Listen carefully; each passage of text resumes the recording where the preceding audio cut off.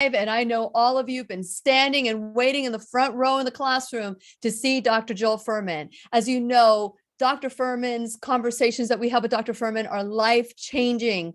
And so I want to encourage you to text and tag and tell everybody that Dr. Fuhrman is in the classroom. Now, let me go ahead and start the record because we have a special appearance today when Dr. Fuhrman comes on. So, but please know that today we're going to be talking about health recovery. I know all of you know about health, but when you get that diagnosis, or maybe before you get that diagnosis and you're not feeling well, it is time to take your life back. So fasten your seatbelt, get in the moment. It's time to dance and learn together. The Lillian McDermott Show.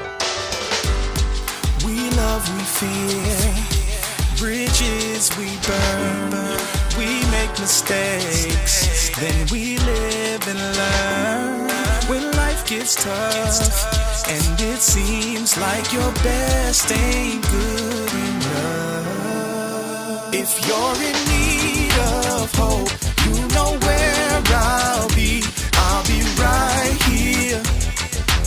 Right here, and when you need a friend, you can count on me. I'll be right here, waiting for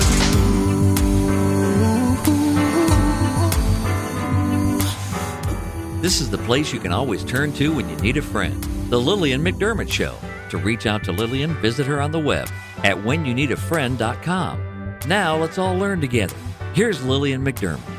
Hello, my listening friend. It's so nice. And viewing friend, it's so nice we can meet each other on the air on this beautiful best day ever. And for those of you who are tuning into the classroom for the first time, please know I've been waiting for you.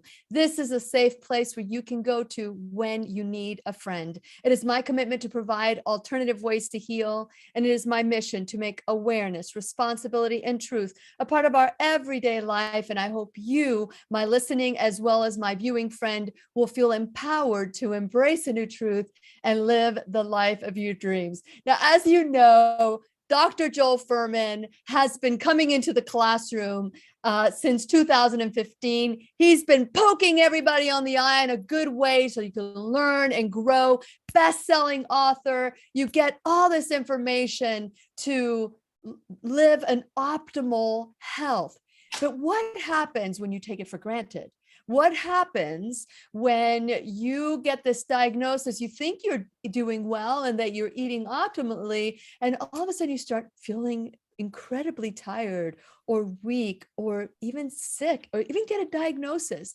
How do you achieve a health recovery? How do you turn it around? Well, today we have the boss of the boss who is here to warn you about anything that you might think you could do outside of the Nutritarian lifestyle. And so here is Dr. Nutritarian himself. Doctor. Here he is. Here he is. Hi. Good morning. Okay. What do you have to say? I'm here to say that if you don't eat your greens, you better live close to a hospital or a cemetery because you're going to need those things. Death Vader will be after you if you don't eat your green vegetables. I tell you what, you show Death Vader here. What could happen to you if you're not a Nutritarian, right? He is the Reaper. The Green Reaper. Oh, I know you're going to use that later on, the Green Reaper. Okay, Dr. Fuhrman, thank you so much it's our sole purpose in life to give and receive love and knowledge. And I'm so grateful that you're here, that you have a great sense of humor, and that you realize that even in a serious topic, we need to be aware, or even as we laugh, we need to be aware of the seriousness of taking our health for granted. So happy New Year, Dr. Fuhrman. Thank you. I'm up here in Mammoth skiing, enjoying myself. So having a good time. And I know he put his helmet on. Actually, his helmet was part of his the things, Dr. Fuhrman's favorite things. And do you want to talk about your helmet and how important that helmet is? The equivalent of the Nutritarian lifestyle for protection, right? That's right, because you're going through moguls, through trees, through the woods at high speeds, and people they wear a helmet, but they don't have any facial protection. And by having facial protection, this way is most important to protect your face. If you hit something, even branches coming across your face, anyway, not that I have ever needed it, but it's just, if you wear your seatbelt in a car, and you don't use that often either to save your life. When it does happen to be needed, it's very important you had that or an airbag. So this is the equivalent to that. I've never smashed into a tree or had something that I needed this, but if I ever do, I have that protection. What about the rest of your body? Do you have other things like yes, things to protect your? Oh, okay. We're gonna go off the topic a little bit because I'm just curious as to how much protection. So if you see the Green Reaper out on the slopes, then you know that it's Dr. Joel Fuhrman. I have these gloves that are important because it's not part of the glove. It's an add-on to the glove. It has this extra piece. You can put this extra thumb guard on any glove.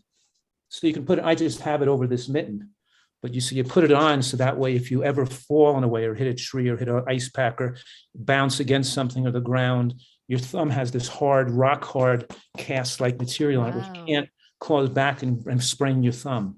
So that's the most common injury in skiing, is called a skier's thumb or a gamekeeper's thumb, where a person can wrench their thumb over the pole if they, so yes, I have that protection, which since I got one of these years ago, I hurt my thumb skiing maybe 10 years ago. But since I've got the protector on, I haven't fallen on my thumb since then, but it's there just in case, It's there. But you know what? Isn't that what a practice of optimal health is? You don't, it's there to protect you. That's right. You don't wait till something happens and then get the protection. You protect yourself in advance to prevent these things from happening. Yeah. That's with a little extra degree of safety. That's the Green Reaper. That's the Green Reaper that Dr. Fuhrman just showed us today. So, Dr. Fuhrman, a lot of people tend to overdo it during the holidays, and then in comes January and they make all these resolutions, and in comes February and they're done. They're going back to their old ways. Unfortunately, many of the people have to hurt or ache or get a diagnosis. And so I just thought, with you, Dr. Fuhrman, you're all about prevention and reversal as well. So let's talk about, what would you say to somebody that is playing Russian roulette with their health? Well, my message has been that sometimes people do these things that are too aggressive, like the intermittent fasting to a degree of like staying with 500 calories or water fasting or juice fasting or these and it for certain people, it makes them more likely to go in the other direction afterwards. They emotionally can't handle the degree of restriction for so long, and they bounce back, and then they overly consume calories. Their metabolic rates are slow, and they're going on this yo-yo of starving and binging, back and forth between starving and binging. And the main objective really is to get people to regulate a pattern of behavior that they stick with for the rest of their life. They make the changes in their life that they can see is not a temporary change. I want, like when I'm saying eat a big salad every day, 9-inch salad bowl with chopped salad, make it half lettuce, and the other half should be, baby kale or bok choy or arugula or mustard or watercress, or make it so it's at least half lettuce and at least a third of something else. Put in the scallions and onions. Put a healthy dressing on it, and then also make your soup on the weekends. So you have your some form of an anti-cancer soup with mushrooms and onions and fresh vegetable juices in it. And so it's just like you don't see the top tennis players in the world changing their stroke. They've developed this perfect stroke that they use for their whole career. We've got to you've got to repeat the right behavior all the time, because yo-yoing your weight is dangerous.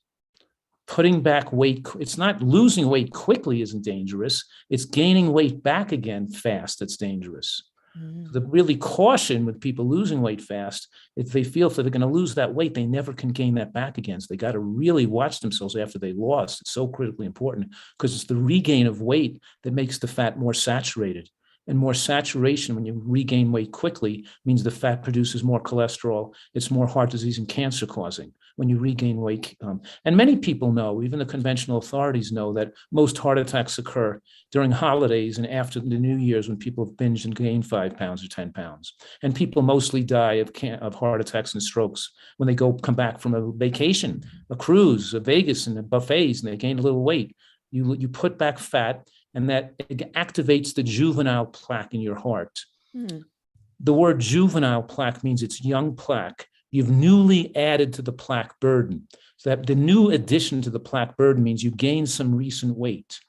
And so it made the plaque more filled with soft plaque, which is cholesterol.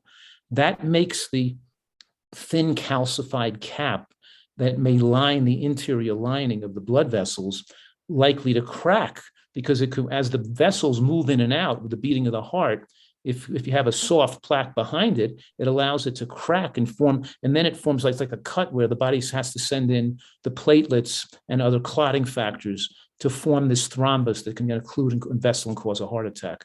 With what we call obstructive plaques, they're plaques that have been for years, they're stable plaques, been there for years. They occlude vessels.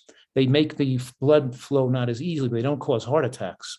So when a doctor does a stress test or a coronary CT or an angiogram and look at where you have the obstructions in your heart, those areas that are found to be most narrowed are not the areas that are going to cause a heart attack. It's the areas that are invisible to cardiac testing that still have good open lumens, but have soft plaque on the outside of the vessel that can cause a clot to form when the vessel moves, because the plaque is, so that's why they're called juvenile plaque. Juvenile plaques are also called vulnerable plaques. They're dangerous to forming clots. So it's the newly put on weight from rapid weight regain that radically increases your risk of having a heart attack. And the number one cause of death in adults over the age of 60 is still heart attacks and strokes that are caused overwhelmingly by the laying down of soft plaque. And the laying down of soft plaque is caused by recent new weight gain. So I'm saying that recent new weight gain is the leading cause of death in America. The putting on of new weight. And if you want to increase your risk of death, lose 20 pounds and then gain back 10. It's the gaining back of the 10 that'll increase your risk of death, because you lost 20, it'll help you gain back 10 even faster. And the speed at which you gain back the weight means you can't store the fat subcutaneously. You can't put on that much subcutaneous fat. So the body has to store it viscerally inside the organs, around the blood vessels, around your heart, thus increasing the risk of death. So it's a serious issue you're bringing up, that people are yo-yoing off their diets and going, they have to really have a different mentality, stop this yo-yo of emotional eating and recreating with food, and learn to make healthy foods taste great. And it's like brushing their teeth, flossing, or using a water pick. They use a pattern of behavior. I happen to use a water pick after I eat a meal. I floss maybe once a day or night, and I use the water pick twice a day, or when I brush. You do what, you go to bed a certain time each night. How do you go to, you wake up without an alarm clock. You learn how to meditate when you first wake up to make sure you got enough sleep. You have to get a pattern of behavior going. And that pattern of behavior, since we're talking about it here, about disease reversal, the disease pathology begins in the digestive tract. It spreads from the digestive tract to the rest of your body. Your digestive tract is the first line of defense against infection, like viral infections, giving like COVID death. It's the first line of defense against autoimmune disease. Your digestive tract breaks down, and then you have an autoimmune disease. So you have a vast majority of your immune system lives within the lining of your digestive tract. It's these intraepithelial lymphocytes that line the villi of your small intestines that get activated by the aryl hydrocarbon receptors. So the ARH receptors, and those in turn are activated by green vegetables. So we're a green vegetable dependent animal, and you don't have a Nutritarian diet is a diet high in greens. I always say if you want to regulate your weight, you can do it by regulating the amount of greens you eat.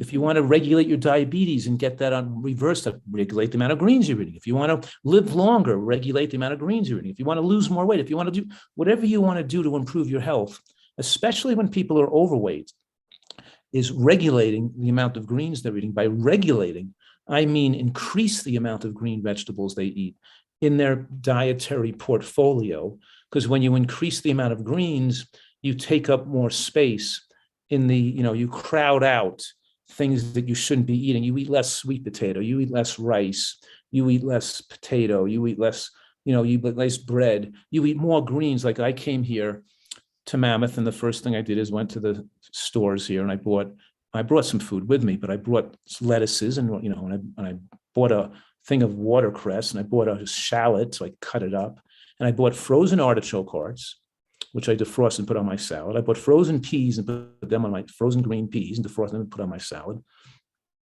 And I sprinkled on, of course, dried kale chips, dried flavored kale chips, like a flavoring for the salad.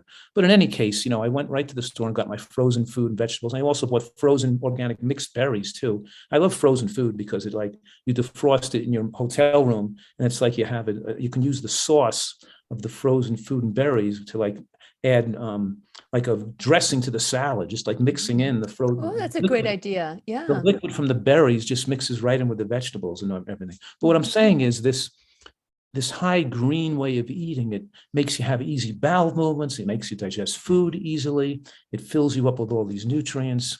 And, the new word in this year that really has, where scientists have discovered the nutrients in lettuce that are so important for immune function, and digestive tract function, and supporting the growth of good bacteria in the gut. The new word is sulfoquinavose. Sulfo? Sulfo, S-U-L-F-O, sulfoquinavose. And it's this carbohydrate in lettuce that supports the growth of the healthiest bacteria that thicken the biofilm, that cover the villi, and retard the growth of unfavorable bacteria, viruses, and yeast forms. So what I'm saying is that it's this combination of the lettuce with the cruciferous greens raw, like the baby kale. And of course, people can use sprouts and microgreens, which are also superfoods, to add to your salads. We're putting together, I always say we have this unprecedented opportunity in human history to be in better health and age slower, and more protection against cancer, against heart disease, against something like a novel infection like COVID. We have this incredible opportunity to use nutritional science to give us such protection, but the protection has to come from you chewing and eating healthy foods, and to include this mixture of lettuces, cruciferous greens, sprouts, microgreens. Where in human history could we put together these foods so easily, to have them available to us? I'm here in Mammoth, and I have them available to us in the local supermarket. I had organic microgreens, and they had organic watercress in the local supermarket. It wasn't even a Whole Foods or anything. But and I had frozen wild blueberries. Where in human history could humans ever access such a wide variety of healthy, disease-protective foods? We didn't have to experience all these COVID deaths. We don't have to see these cancer deaths, and nobody has to have a heart attack death. You just have to use science to benefit you. And over time, the repetition of the right behavior, eating behaviors, makes you enjoy it more, makes it taste better. You learn the recipes. And the fact that we know that putting nuts in with the dressings or on the salads, that it facilitates the absorption of the phytochemicals. So we absorb 20 to 50 times as much of the phytochemicals. We've put so much science together today. We know how to instruct people to eat to reverse disease and to protect against disease. And of course, our message today is the diet that's most preventative and most longevity promoting is also most effective when a person has an illness and is trying to reverse that illness and get well from it. It's the same. The healthiest diet is also most effective therapeutically. Absolutely. And Dr. Fuhrman, you were talking about lettuce, and I've always heard that iceberg lettuce is like the unwanted stepchild. But is there a better lettuce, or is there something with lettuce that we need to look for? Because, many places that you go to eat they'll give you a iceberg lettuce, and I've heard that that doesn't have as many nutrients as something darker green like romaine. Or is that a myth or is that real? No, the darker green lettuces are definitely healthier, but there's so many different varieties of lettuces that you can use. I mean, and I like different types. I use Boston and Bibb and romaines and mixed greens. And what about those baby green lettuces of the mixed Yeah. baby greens? Those are super healthy. But you should eat a lot of them. And also then the concept is how this is, you could say, worth $1 million. This salad is bet you can't take you can't buy a supplement, you can't buy a drug for $30,000 a month is going to extend your life like eating this big salad. And then you're going to waste it, that $30,000 salad, or you're going to chew it really well and get the most magic from it that you can. Are you going to you're going to focus with mindfulness when you eat that salad at the beauty that's there, the nutrients that penetrate the body, that support your immunity, that make you live longer, that protect your brain, prevent inflammation of the gut, and you're going to chew that thing to a liquid, 30 chews with each bite to liquefy it before you swallow it, or you're just going to waste it. Just throw it down.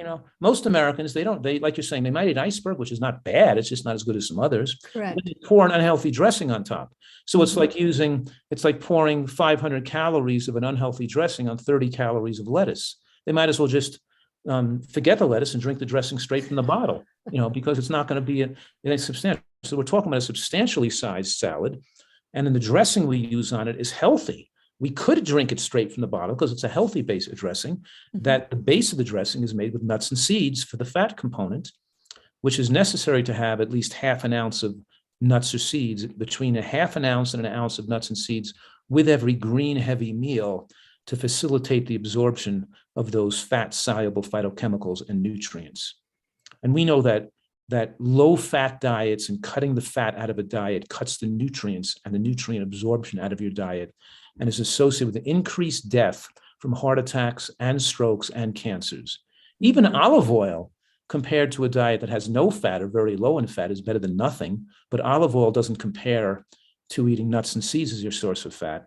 And I'm, of course, making the radical claim that olive oil increases risk of cancer in America. And the reason I'm saying it promotes cancer, because it promotes people to stay overweight. And being overweight promotes cancer. So anything you take, even though olive oil is better than butter and better than lard and chicken fat, it might be an improvement over those things, it still keeps people fat compared to eating nuts and seeds, which then have a completely different level of accelerating weight loss instead of weight gain, as when you're using that as your source of fat. I guess I got to ask this question because last week we had Dr. Steven Sinatra in the classroom, and he promotes olive oil as the cardiologist. He feels that now organic olive oil that is 100% olive oil, virgin, cold press, whatever. He says that drinking oil is good for your health. And so, smoking organic cigarettes. I think you should, that's like smoke organic cigarettes or shoot up with organic cocaine or heroin. Okay. It's so ridiculous. It's so ridiculous. It's almost, but it's worthy of comment because people are so brainwashed by people like that. Well, the thing is that he is a cardiologist, and that's the problem. We have so many doctors that come on, and I'm very careful. I like Dr. Sinatra. I'm not saying anything negative, but he does promote drinking a lot of olive oil. He sing well? The what? Can he sing well? Can he sing? Oh, I asked him that question when he came on, and he said that they believe that they are related. They're from the same village in Italy, and there's not that many Sinatras. But anyway, but he does promote that. And as a cardiologist, and this is my question to you, there are so many doctors that are out there that are just so passionate about their studies and research and everything.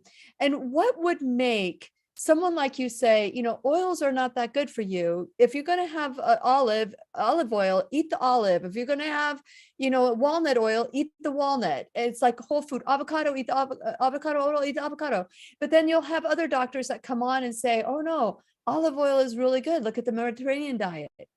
And so what would you say about that? What would you say about that? That's a myth. There's more people. There's just as many people die of heart attacks over there. I'd ask him to lift up his shirt and let's look at his six pack. Oh, yes.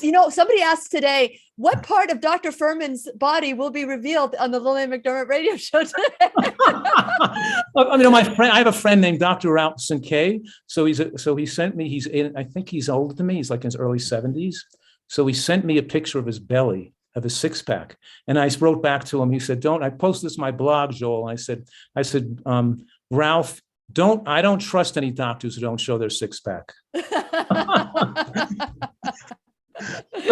but underlying this joke is the fact that unless you're a professional athlete, like, Rafael Nadal or Roger Federer or LeBron James, or, unless you're a top professional athlete, you're lean and you have a six pack, then what are you talking about pouring fat on your food and oil on your food? The whole point is it's 120 calories a tablespoon. Take in 3 tablespoons, that's over 500, that's almost 500 calories. Mm-hmm. Where is that going to help you lose weight? To take in that extra 500 calories that you just poured on your food? It's just so ridiculous. He's saying is that there's nutrients in the oil of the olive that help the cardiac system. I'm drawing a blank here, but that's what he's saying. And so, I'm not here to dispute it one way or another. I'm just saying, that right. There are doctors and we tend to follow, a particular doctor without question. And so I'm not that way. Right. A person who doesn't want to give up their addiction to olive oil will follow that diet. And a person who follow this guy's advice.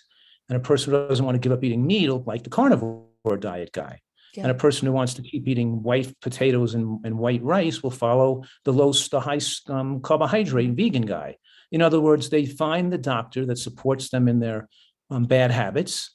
But I think there's not one person, first of all, there's not one nutritional scientist in the world that will say that eating a processed food is better than the whole food it was derived from, that walnut oil is better than the walnut it was derived from, that the walnut oil has more nutrients than the walnut itself, or the olive oil is a better source of nutrients than the olive itself it came from. And it has the fiber with it too that slows down. Right? And there's so many protective nutrients in the whole food. And there's been studies on this. The Prevomid study showed that it was a European study that they gave people extra virgin olive oil to take home with them. And they found that taking the extra olive oil a day lowered the risk of heart attack by 15%.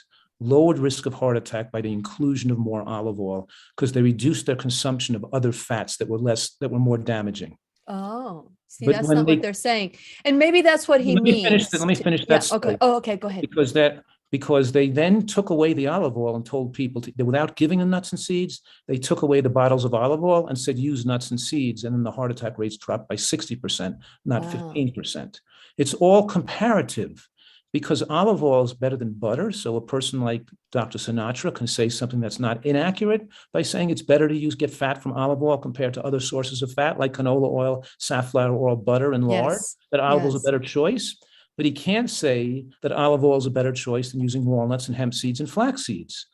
You can say, that's just untrue. And a Nutritarian diet is giving people what's ideal, and olive oil is not ideal. Furthermore, about 90% of people in America are overweight, and oil revs up fat storage hormones. It's absorbed very rapidly, and it revs up it's an appetite stimulator. It's an appetite stimulant. And unless you're too thin, for an anorexic person, olive oil, who's too thin, or a person who's driving, who's a professional athlete, can handle a little extra calories a day, but then still consume enough other healthy food. That's not an unreasonable choice. But most Americans are not burning that many calories, and they need to watch their caloric intake so they keep their body lean, because leanness is the most important thing we need to control our longevity. This fat on the body is cancer promoting, inflammatory promoting, and promotes cardiovascular death. So overall, Dr. Sinatra is giving harmful advice to the population that he's reaching, because most of the people listening to him are not world-class athletes, and they don't have, they're not anorexics who need more calories. They're overweight people needing to reduce calories. And by feeding them a fat-promoting food like oil, he's damaging their health. And why not just tell people what's ideal? and that using walnuts is, using omega-3. So I'm saying about a third to a half of your fat intake should come from high omega-3 containing fats that are the whole food: walnuts, hemp seeds, flax seeds, chia seeds. The minute how are you going to, olive oil is omega-6 fatty acid. Where are you going to balance all that omega-6 with what kind of fats you're going to eat? And how many calories from fat you're talking about? That means you're going to exclude the nuts from your diet? All these people eating olive oil are not eating nuts and seeds, which are the most proven methodology to prevent cardiac arrhythmias. And he should know that, so these people have their head buried in the mud. And they're appealing to, they appeal to the masses, telling masses what they want to hear. I don't even believe he believes it. I just think he's selling, because he can't be so ignorant to not be aware of the studies on nuts and seeds reducing heart attack rates by 40%, reduction of cardiovascular death and sudden cardiac arrhythmia by 60%, and reducing cancer rates by 30%. You can't be so ignorant and claim to be nutritional knowledgeable. And then if you're advocating oil, then how are you going to get the nuts and seeds in? How do you get you're going to take in 300 calories from 400 calories from nuts and seeds and from oil? You're going to throw 800 calories of fat on your diet? You can do both? It's so utterly ridiculous that I hear you. It smacks of appealing to, because it's just like everybody says, even the top researchers say, oh yeah, we know you're right, Joel. We know you're right, but people don't want to live that healthfully. So we water it down for something that's more acceptable to them. You know what I mean? So you're appealing to the masses. When I wrote the book Eat to Live in 2004, they said to me, don't make it so strict, because then you'll sell more books. I'm saying, I don't want to sell more books. I want to give it to people straight, so they know what's them to do is best. If they want to do something not as good, that's their choice. But I'm not going to water it down and tell them what to do not as best. I think that is a great point. That people want to hear what they want to hear. I get that, and I understand that someone who's having canola oil and lard and butter and all those things are better off if they want to switch to olive oil. It'll help them. But here's the optimal story. Here's the rest of the story, which is nuts and seeds. And if you just eliminate that oil and you focus on the nuts and seeds, that's even better than what. So we get to decide, do we want to have optimal health, or do we just want to improve what we're doing now? And then, I think that's what you're saying. And I like that everybody needs to make that choice. Everybody gets to make that choice, and hopefully they'll make the choice that's best. It's selling people out, because then those people still can have a heart attack. Sure, I understand. A Nutritarian diet almost precludes the possibility of having a heart attack or a stroke, not reducing the risk by 15%.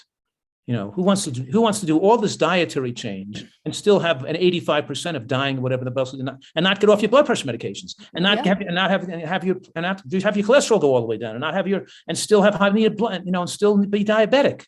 Yeah. So it's just it's selling people out. And let's not forget the fact that the most dangerous thing people do, because even the vegan community is doing the same thing. They all just tell people what they want to hear based on their philosophy. They have these philosophies, and they're trying to look for reasons and some research they could find that supports their philosophical viewpoint, instead of looking at an unbiased overview of the comprehensive science that's available to them. Absolutely. And of course, I get it. Let's make one thing clear, that if you're going to still eat white flour, white rice, white bread, or sugar, or honey, or maple syrup, then you've lost it completely. If you're going to still go out there and have pretzels at the airport and have cookies, and when they give it to when the person comes by in the airplane and take a cookie, you're going to that's cocaine. Those are a drug. Those are not food, and they act in the body like a drug. And they shut off gene silencing, by the way, and they shut off apoptosis. In other words, all these G bombs we're telling people to eat, all these nutrients from different foods we're telling people to eat, activates the miraculous self-healing properties in the body, which shuts off the genes defects. It covers gene defects. It prevents abnormal, even genetic inherited genes that may not be helpful, like the BRCA1 or GSTP1 gene. Mm-hmm. Scientists call it gene silencing. And you only get gene silencing when you have a high exposure to phytochemicals, particularly the green vegetables we're talking about in this show. But I'm saying here that there's the other arm of the immune system besides gene silencing is the recognition of cells that are abnormal and the body's immune system to destroy them and cause apoptosis, which is removal of cells that may become cancerous in their future. So both these things, the gene silencing is shut off and the mechanism of recognition and apoptosis is shut off too when you consume high glycemic carbohydrates, such as white rice, white bread, and even too much white potato in the diet, especially when people are not eating a diet that's healthy enough or still have overweight, eating so much white potato, white rice, white bread, and white sugar. I always say the whiter the bread, the sooner you're bred. The whiter the bread, the sooner you're dead.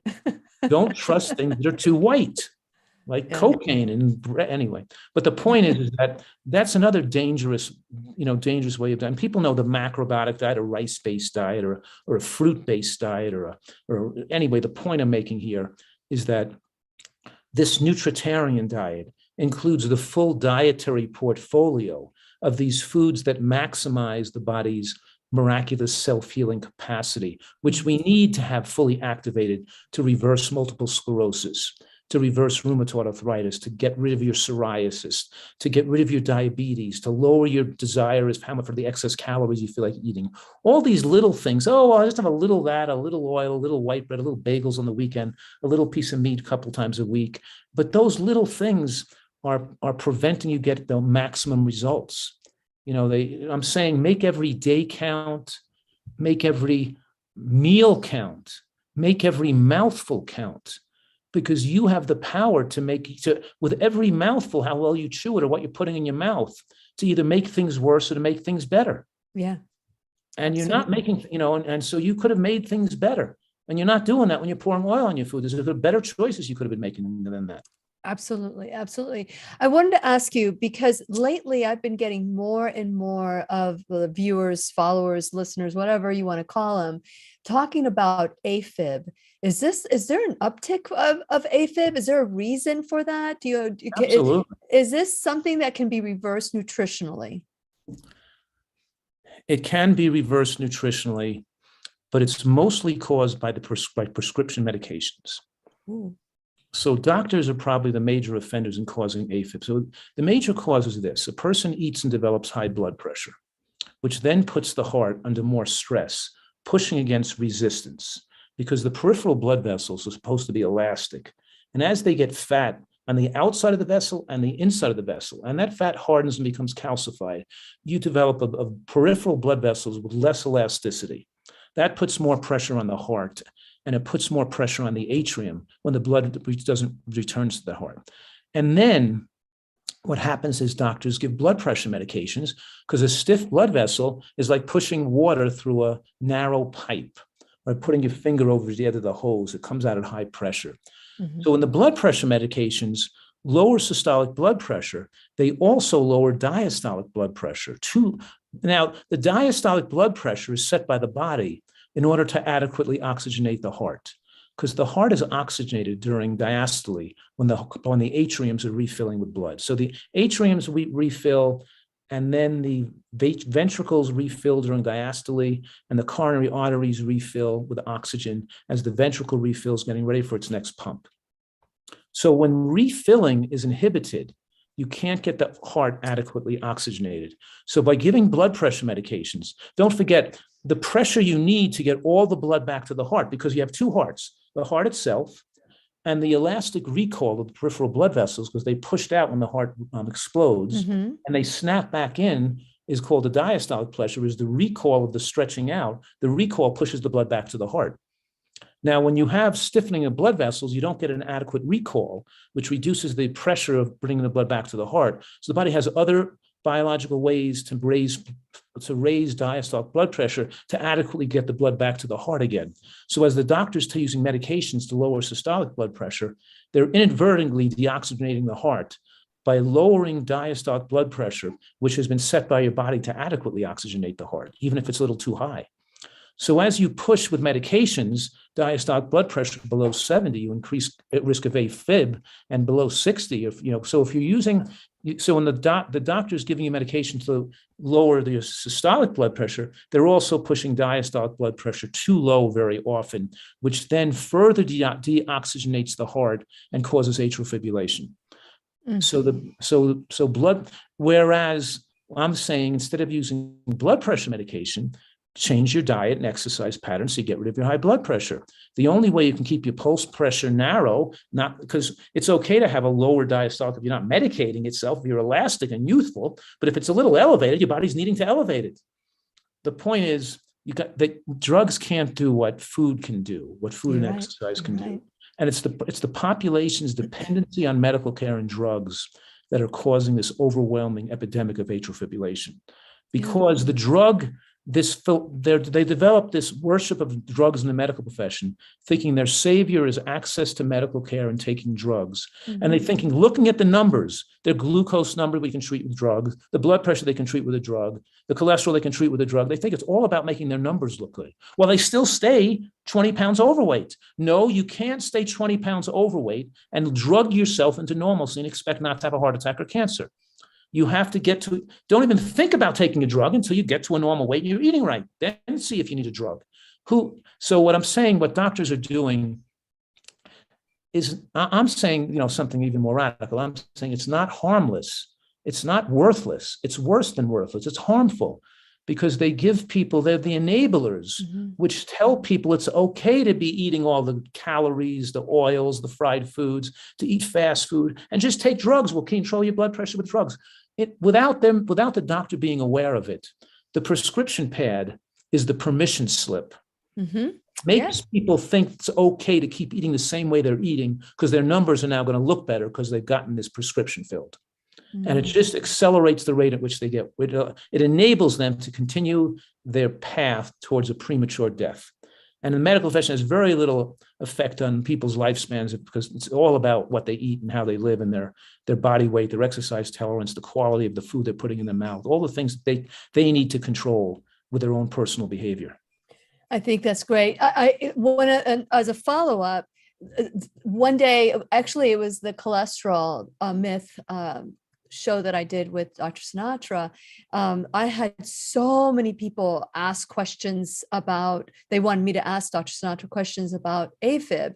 And many of them have to undergo a procedure where they shock the heart or stop the heart, put the heart back in rhythm.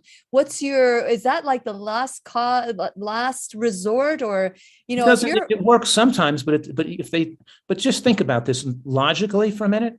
If you shocked your heart back in the normal rhythm and you go back and still eat the same garbage that caused it to begin with. Without a doubt. How's that going to work if you don't change your habits? Correct. The whole thing is utterly preposterous that people think that the medical profession could drug them and do procedures on while they continue to eat fast food and stay overweight. What about alcohol? What about alcohol and other things because you're talking about high blood pressure medication, but what if they're not on high blood pressure medication and they have AFib? Is that possible?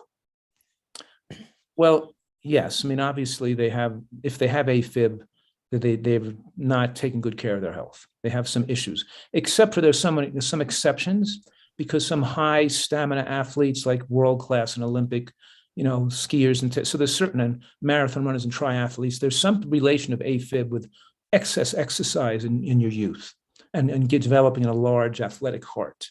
Okay.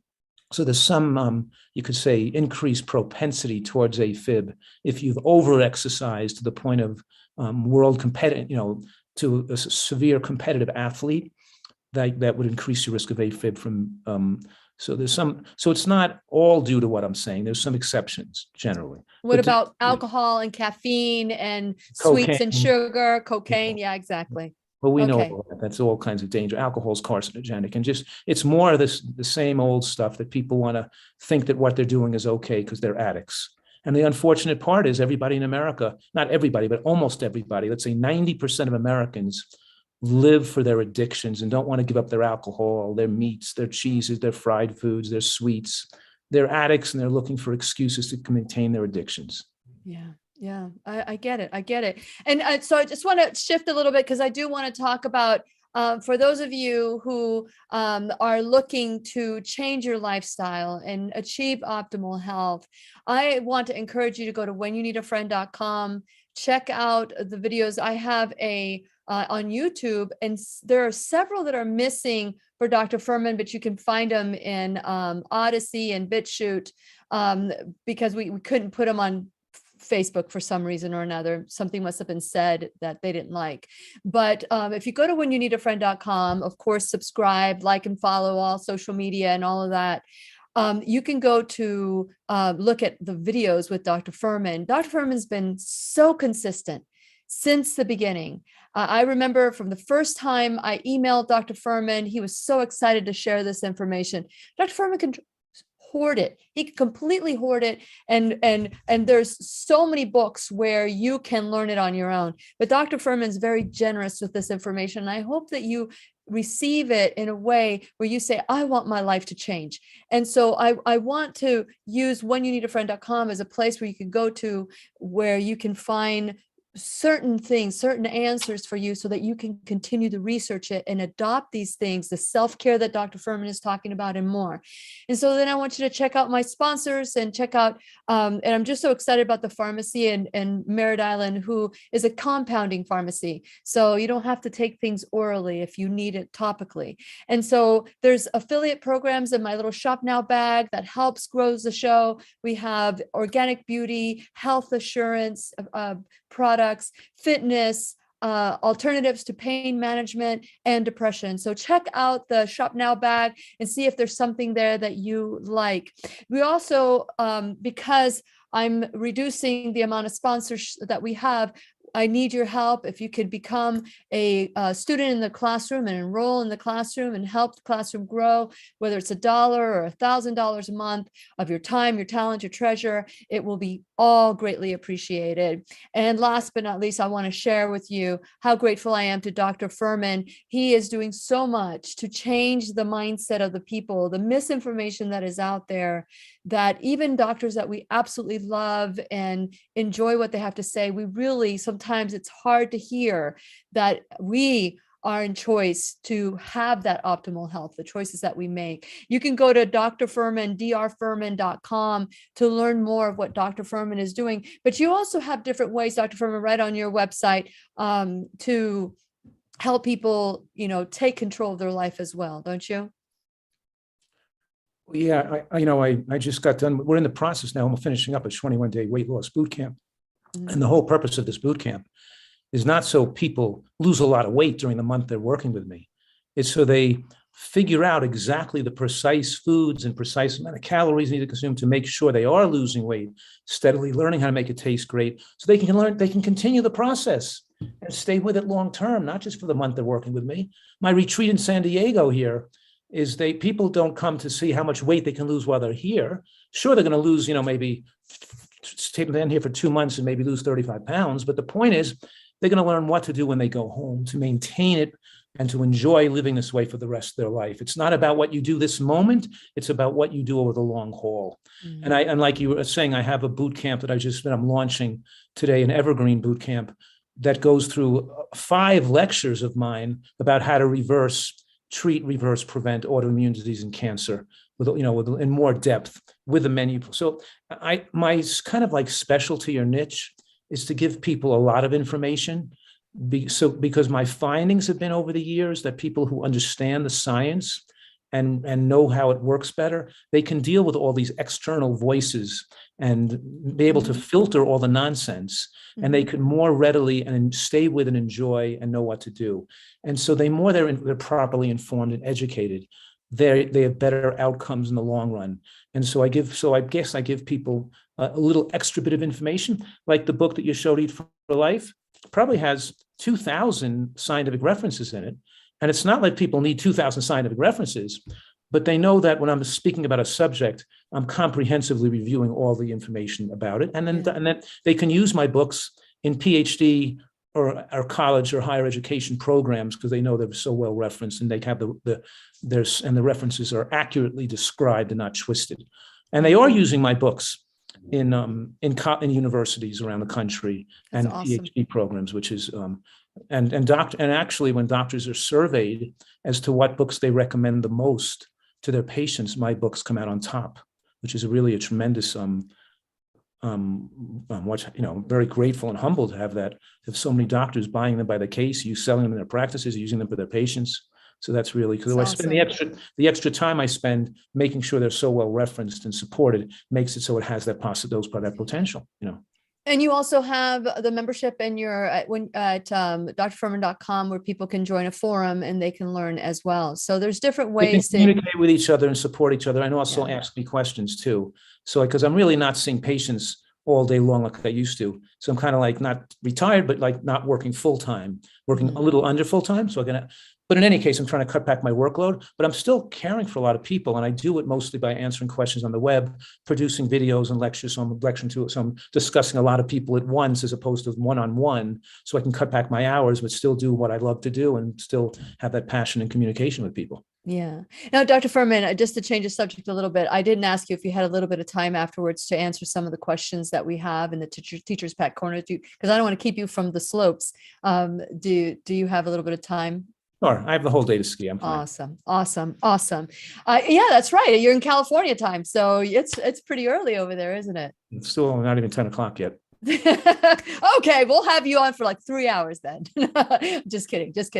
Dr. Fuhrman, if somebody were to walk in right now, and I know that you've given a lot of food for thought, excuse the pun, but a lot of food for thought, greens for thought, I would say, what would you say is the most important? Because maybe people are feeling overwhelmed and they think that this will work for somebody else, but not for them. They just don't know how to start because their mindset maybe says that, oh, they're not good enough or whatever. It's too difficult. What would you say to them? Well, I would say to them, think about the future you, where you would want to be 20 years from now. And how do you define intelligence and emotional intelligence? What do you want for your life? Do you want to see yourself deteriorate further and lose brain function, or do you want to have a better life and really enjoy your later years? Because people struggle and work their whole life. And when they finish struggling and working so hard, they get to be of retirement age and they have so many health problems. Their life is just is dirt.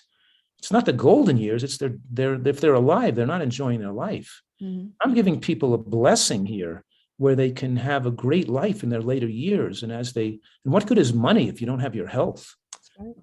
So look back at yours, think about the future you and what that future you would want you to do now.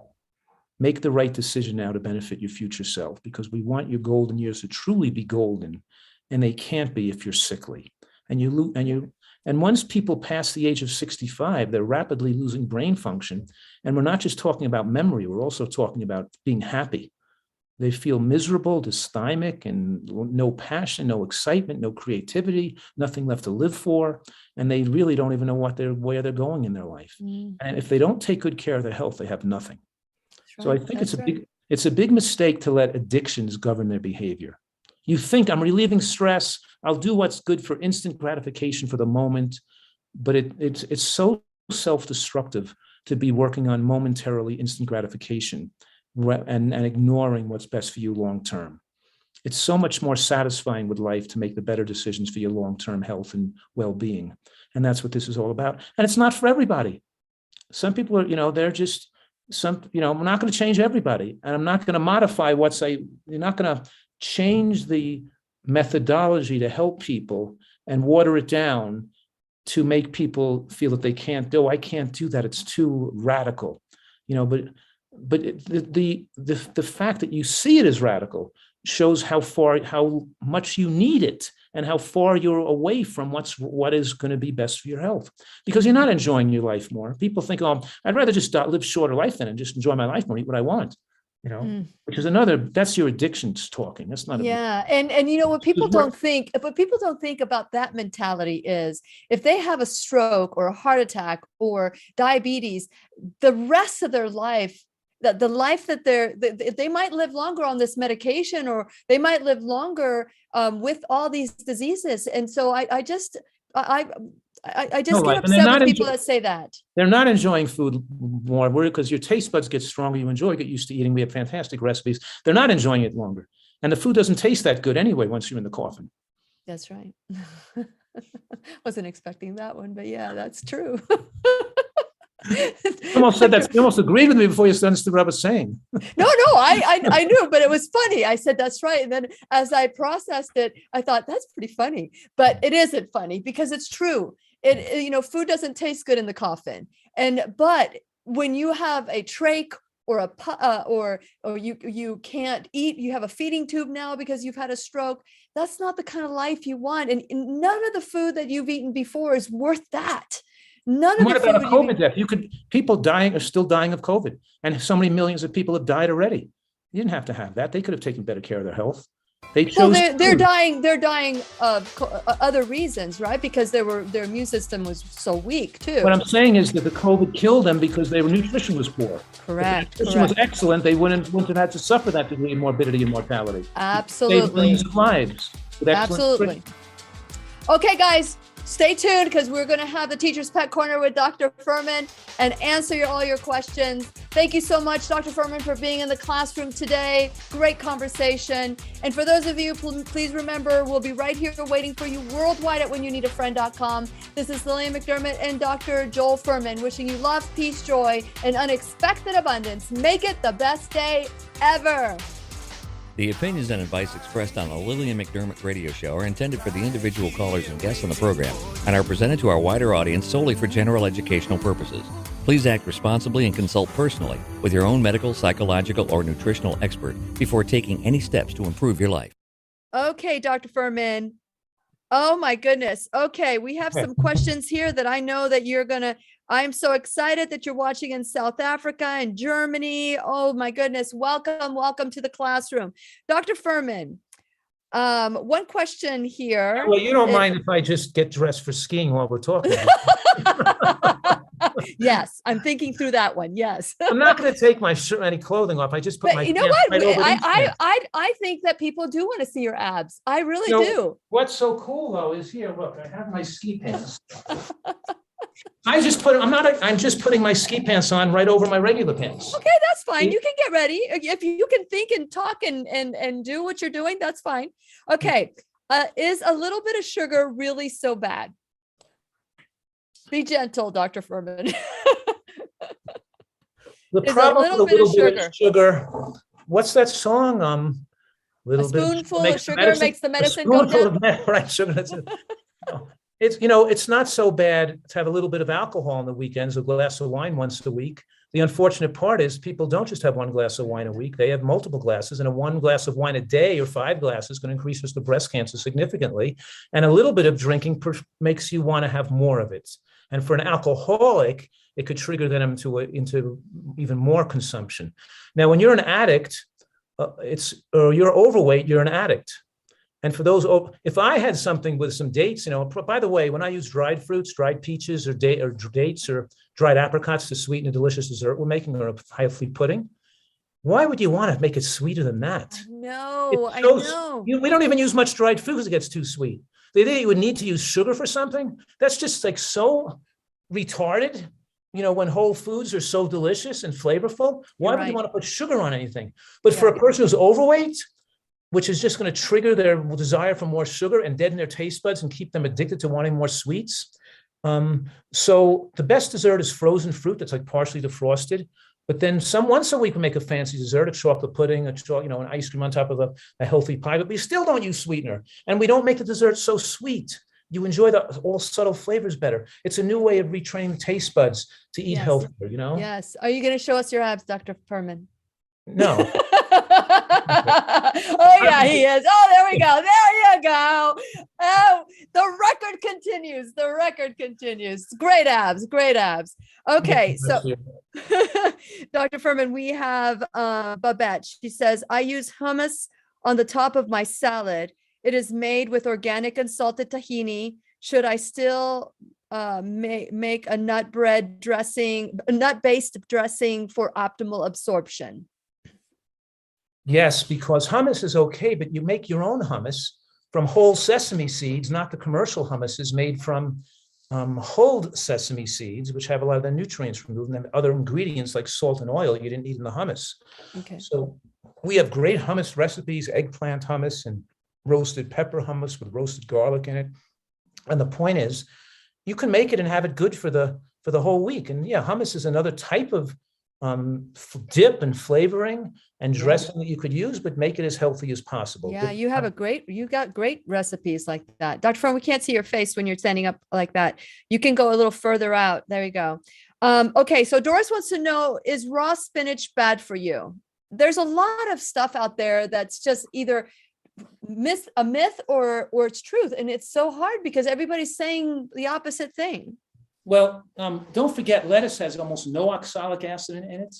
And some people who are kidney stone formers, their diet has to be relatively low in oxalic acid, and they should be avoiding raw spinach. For most everybody else, spinach should not be a major green they eat. It should be less than a quarter of your salad. Shouldn't be more than a quarter of your salad, because you're not absorbing the calcium from spinach as much as other greens, because oxalic acid is binding calcium. So you're not getting the full benefit. So yes, you can have some spinach, it's a good food, but you shouldn't be eating a lot of raw spinach. There are other raw vegetables that have better qualities to include it in your salad over spinach. Very good. I like that. It's good. Okay, so but another question: does AFib increase beats per minute? Yes, AFib increases the rate, but it's an irregular rate.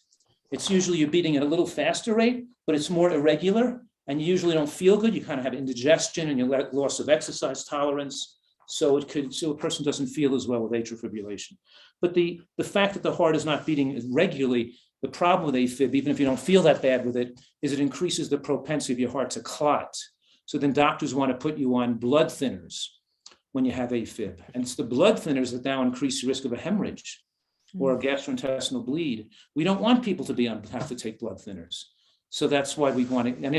And of course, I'm saying that even if you have AFib, it's better not to take the blood thinners and eat healthy instead, and keep yourself really in great health.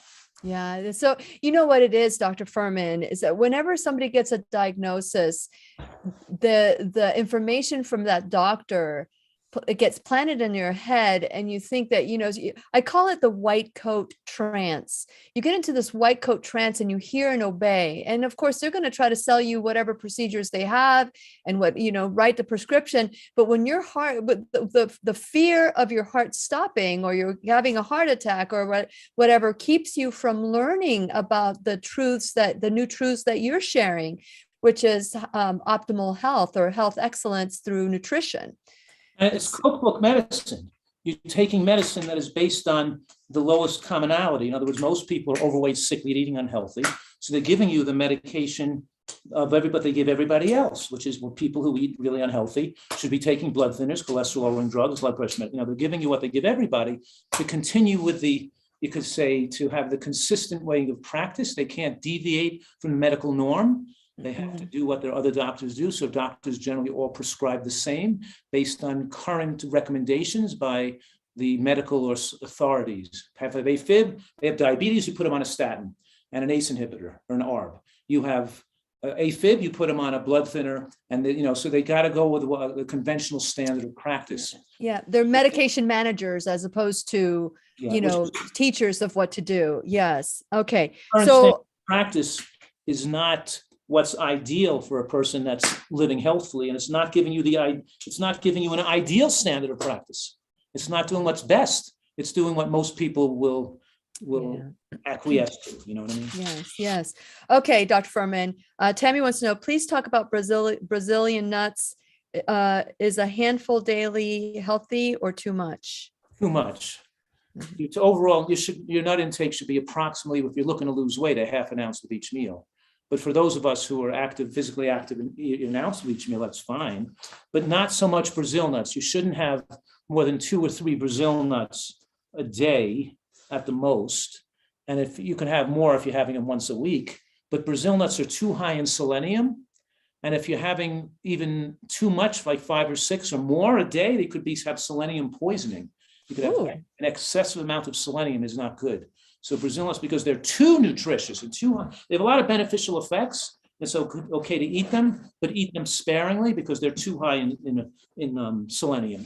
So how do you know if you have too much selenium in your body? Is there a symptom, a side effect or anything? No, you can't. Okay.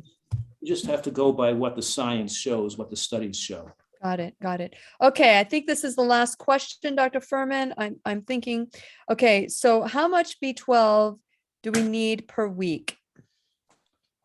Well, that does vary individually. In my supplements, my multi, for example, we have about 75 micrograms of B12 a day because people are on mostly plant-based diets. They need the extra amount compared to person. So when you're on a plant-based diet, we're recommending at least 50 micrograms a day. And so some people, some elderly people may need more than that, but having 75 a day accommodates not more than 95% of people's needs for B12. I make a multi for healthy eaters that includes the vitamin D, the K2, the zinc, the iodine, and the B12 that is not optimized on a vegan or plant-based diet. And then we also recommend taking a DHA, EPA, a vegan-based omega-3 DHA, like a vegan-based fish oil, because the recent studies have shown that low levels of omega-3 index on the blood test is not only associated with brain shrinkage and dementia, but also premature early life death and increased risk of cancer deaths. So in other words, it's helpful to get that healthy omega-3 index. And we do more and more recommending people check the index with a blood test to make sure that people are in that adequate range so they can micro adjust that to make sure they hit that sweet spot. We certainly want their omega-3 index above 5. And for some people, maybe even above 6, but certainly we want it above 5, like 5.5, 6.2, and to supplement accordingly to make sure you're up there, Okay, well, that sounds great. I think that's, sometimes I don't get your questions, but I'm looking and seeing in other areas to see. But thank you, Dr. Fuhrman, for I got my ski boots ready to go. So look at that. Look at that. So you're ready to be the G-bomb reaper, huh? I'm ready to hit the slopes now. And one more thing before I tighten up my boot and leave, you may want to see something of interest. Okay. See the lithium battery here? Yes. I can control the heat on my toes to any level I want based on how cold it is out. Oh, how cool is that? My toes warm. You are, no wonder you like to get out there in the slopes so much. Oh, yeah. You're like Inspector Gadget out there. Yeah, right. Well, thank you so much, Dr. Fuhrman. I know that you took time off from your fun time to be with us and educate us. So thank you so much. I hope the Wi-Fi was good enough. Well, I hope the Wi-Fi connection was good enough. Yeah, it was. But you know what? I wonder if he booted it up and everything is good. So it was perfect. No obstruction. So I want to thank all of you for watching today. We'll take care. We'll see you.